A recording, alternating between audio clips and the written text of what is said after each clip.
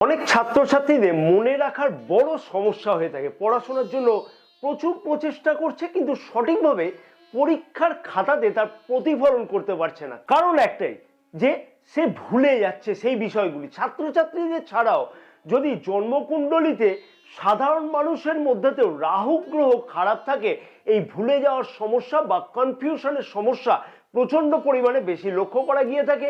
তাই সামনেই সরস্বতী পুজো এবং ফেব্রুয়ারি মাসের 2 তারিখে আমি যে বিশেষ সময়টির কথা উল্লেখ করে দিচ্ছি, সেই সময়তে একটি 4 চৌকো হলুদ কাগজের ওপরেতে লাল কালির পেন দিয়ে আমি যে বিশেষ মন্ত্রটি বলছি, সেই মন্ত্রটি উত্তর দিকে মুখ করে একটিবার লিখে রাখতে হবে এবং সেই কাগজটিকে সামনে রেখে অন্ততপক্ষে 21 বার সেই মন্ত্রটিই কিন্তু জপ করতে হবে। তারপর সেই কাগজটিকে ল্যামিনেশন করে বাঁধিয়ে রেখে সারাটি বছর পূজার স্থানেতে রেখে যদি প্রতিদিন 21 বার করে সেই কাগজটিকে সামনে রেখে ওই মন্ত্রটি আবার জপ করা যায়, তাহলে ছাত্রছাত্রীদের এই সমস্যা থেকে অতি অবশ্যই মুক্তি পেতে লক্ষ্য করা সম্ভব। যেমন তেমনি কিন্তু সাধারণ মানুষের কনফিউশন অতি অবশ্যই কিন্তু ভুলে যাওয়ার যে সমস্যা চলছে জীবনেতে এবং রাহু গ্রহের যে দুষ্প্রভাব পড়ছে জীবনেতে, তার থেকে কিন্তু অতি অবশ্যই মুক্তি পাওয়া সম্ভব হবে।